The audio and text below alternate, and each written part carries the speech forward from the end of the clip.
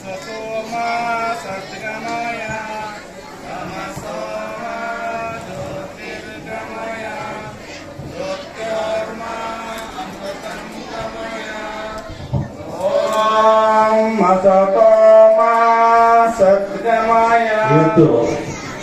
ವಿಶ್ವ ಅಪ್ಪಂದಿರ ದಿನಾಚರಣೆ. ಎಲ್ಲದಕ್ಕೂ ಒಂದೊಂದು ಆಚರಣೆಗಳಿದೆ. ಸ್ವಾತಂತ್ರ್ಯ ದಿನಾಚರಣೆ, ಪರಿಸರ ದಿನಾಚರಣೆ, ಹಾಗೆ ಈ ಜಗತ್ತಿನಲ್ಲಿ ತಂದೆಯ ಸ್ಥಾನ ಬಹಳ ಮುಖ್ಯ. ಹಾಗಾಗಿ ತಂದೆ ದಿನಾಚರಣೆ ಒಂದು ದಿನ ಇದೆ. ಮತ್ತೆ ಈ ಬದುಕಿನ ಬಂಡಿಗೆ ಎರಡು ಗಾಲಿಗಳಿದ್ದಂತೆ ತಂದೆ ತಾಯಿಗಳು.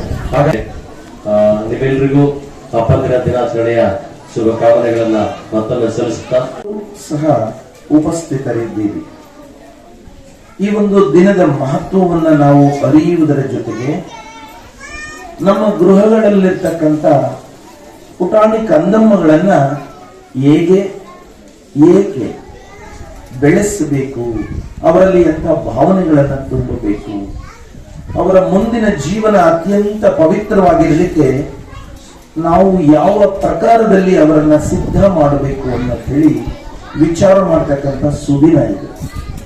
ಹಾಗೆ ಉಪಸ್ಥಿತರಿರ್ತಕ್ಕಂಥ ಎಲ್ಲ ಪೂಜ್ಯನೀಯ ತಂದೆಯವರಿಗೂ ಹಾಗೂ ಮಾತೆಯರಿಗೂ ನಮಸ್ಕರಿಸುತ್ತಾ, ಹಾಗೆ ಪೋಷಕರು ಸಹ ಆಗಮಿಸಿದ್ದೀರಿ.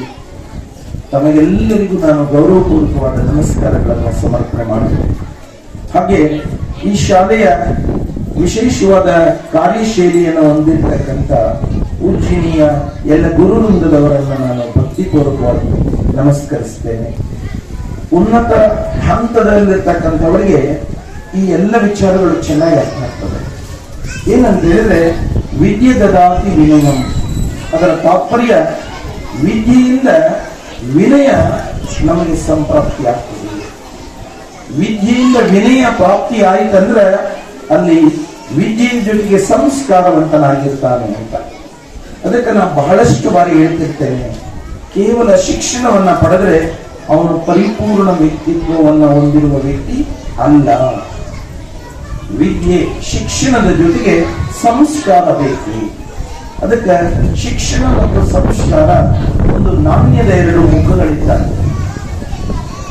ಹಾಗೆ ಆ ವಿದ್ಯೆಯಿಂದ, ಶಿಕ್ಷಣದಿಂದ, ಸಂಸ್ಕಾರದಿಂದ ನಮ್ಮಲ್ಲಿ ವಿನಯ ಪ್ರಾಪ್ತಿಯಾಗ್ತದೆ.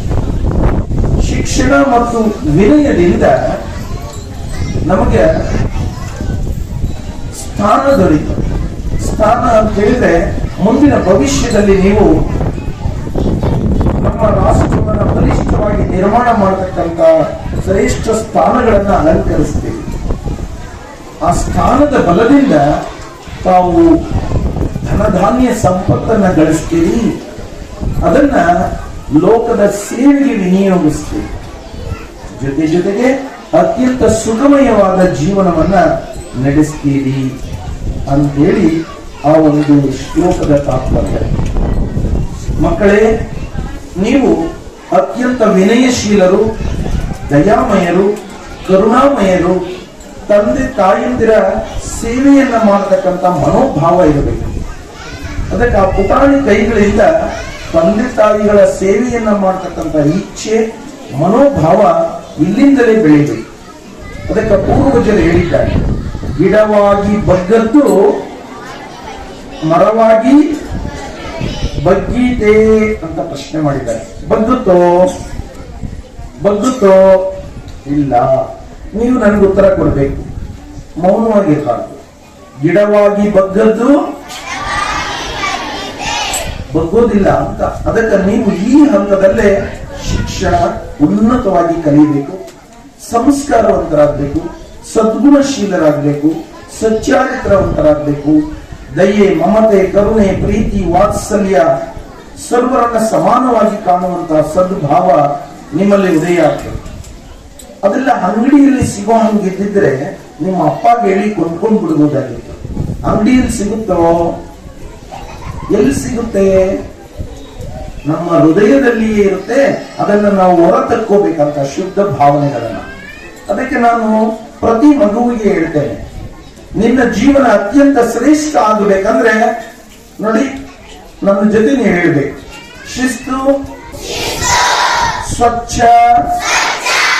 ಸುಂದರ, ಸುಜ್ಞಾನ, ಸಂಸ್ಕಾರ, ಸೇವಾ ಮನೋಭಾವದ ವ್ಯಕ್ತಿಯೇ ಸಮಾಜದ ಶಕ್ತಿ. ಈ ಒಂದೊಂದು ಪದಗಳು ಕೇವಲ ಪದಗಳಲ್ಲ, ಅದು ವಿಶೇಷವಾದ ಶಕ್ತಿ. ಅಂಥದ್ದನ್ನ ಹೊಂದುವಂತ ಇಚ್ಛೆ ವಿದ್ಯಾರ್ಥಿಗಳ ಹೃದಯದಲ್ಲಿರಬೇಕು.